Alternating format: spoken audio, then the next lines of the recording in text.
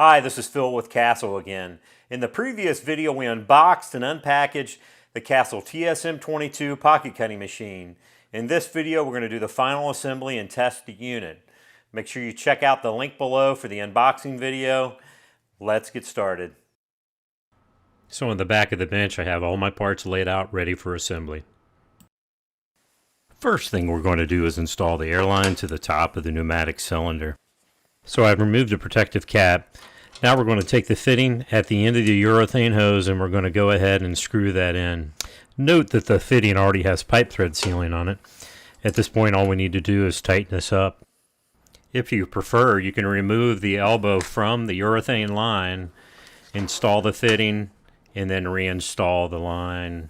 At this point we're going to pull the power cord out of the cabinet along with the foot pedal.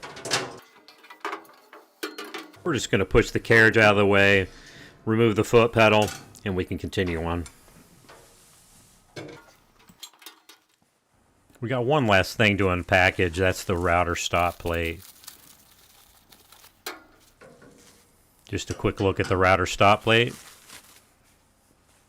I'm going to lower the lid on the unit and point to a fastener that we have to remove so that we can install the router stop plate.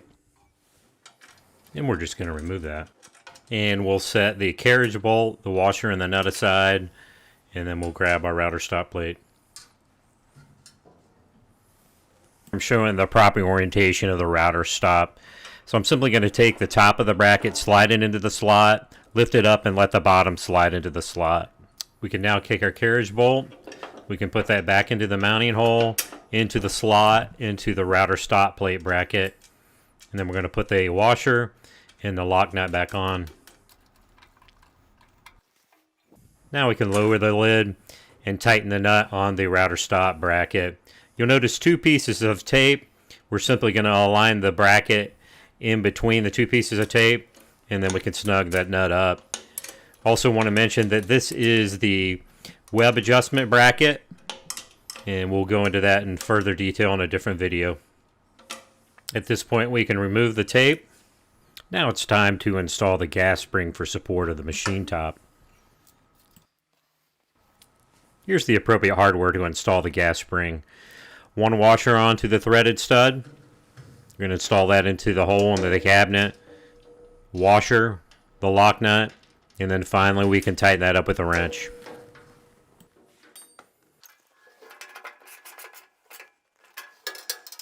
And we'll repeat this procedure on the top of the machine.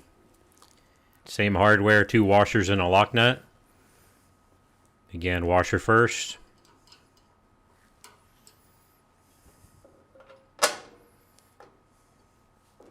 Then the other washer and the lock nut. And again, we can snug that up.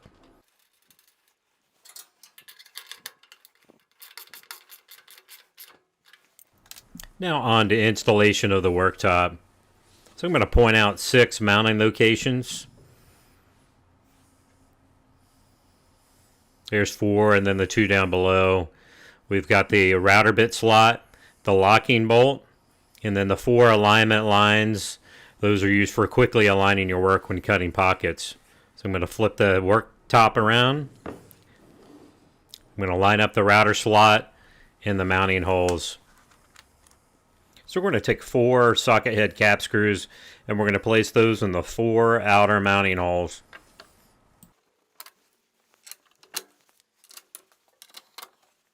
Now I'm going to follow those up, each one with a washer and a lock nut.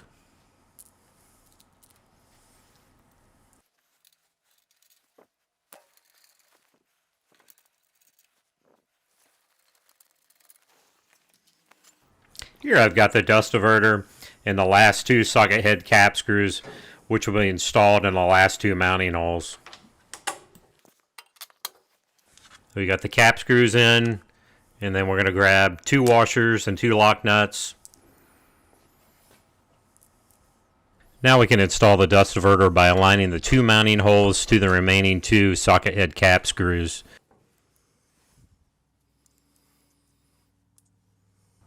Now we can place a washer and a nut on each socket head cap screw. Now we're ready to tighten all 6 nuts. We have provided a Allen wrench for the top of the socket head cap screws. And we're just going to snug those up.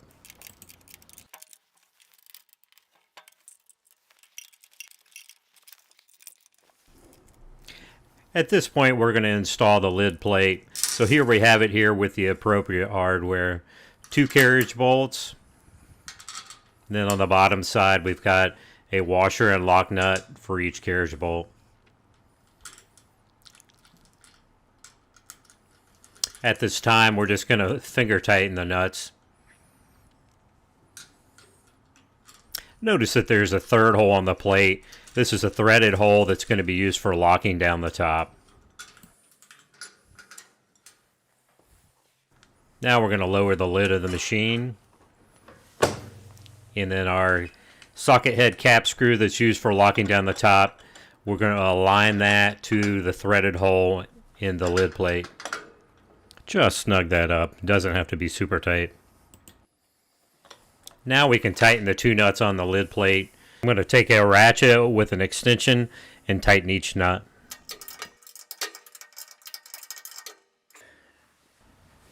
When in use, make sure that the cap screw is firmly attached to the lid plate. Whenever we need to access the inside of the machine, all we have to do is loosen the cap screw, and then we can lift the worktop. Here I'm going to show the easy process of locking down the worktop. Now for storage of the Allen wrench, we do provide a magnet, which you can simply place on the side of the machine. Now we're going to mount the cabinet door. Here's our door. You'll notice the sockets and the hinges. We're just going to set that on the opposing hinges with the pins. Now we can mount the door hardware. So we have the T-handle, a bolt, and the latch. Pay close attention to the orientation of the latch. Place the bolt into the latch through the mounting hole in the door, and then we're going to install the T-handle.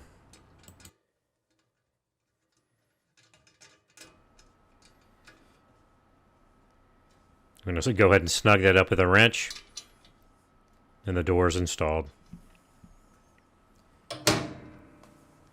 Since the routers may have shifted in transit, it's important to make sure that the U-bolts on the routers are secure and tight. Here I'm pointing to the 4 nuts on the U-bolts that we need to check. Just a note, we want to make sure that the nuts are nice and snug, but we do not want to over-tighten them.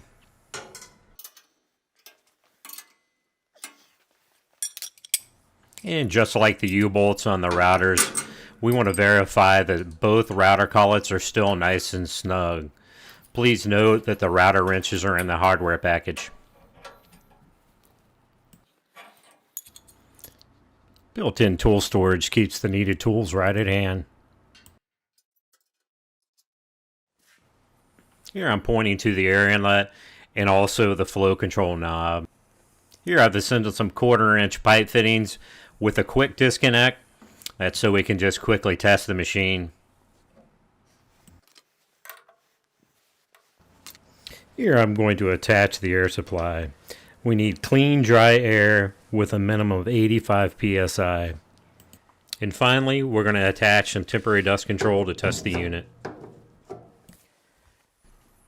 Here I'm going to point to 2 safety buttons. These need to be depressed and forwarded for the machine to complete its cycle. This simply happens when you put your workpiece up to the fence. Then we're going to turn on the unit. I'm going to push the foot pedal. You'll notice that the machine does not cycle. Now I'm going to push the workpiece into the safety button, push the foot pedal, and we can see the machine cycle. Okay, we're ready to make our first test pocket. We're going to turn on our dust control, and then we're going to align our workpiece to the alignment marks on the work table. There's one pocket. Move it over to the other line. There's our second pocket. You can see what a beautiful job the TSM-22 does. Nice, crisp, clean pockets.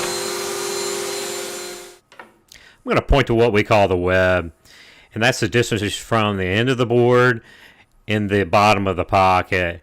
This is adjustable by moving the router stop plate that we installed earlier. You also notice that the pilot holes are nice and centered, and the screw sits in there towards the bottom of the pocket. Shot of the overall process. There's one pocket, two pockets, and we're all done. Beautiful. So we've assembled and tested the Castle TSM-22 pocket machine, and it's now ready for production. Stay tuned for more upcoming videos on the TSM-22. Please like, share, subscribe, and we'll catch you next time.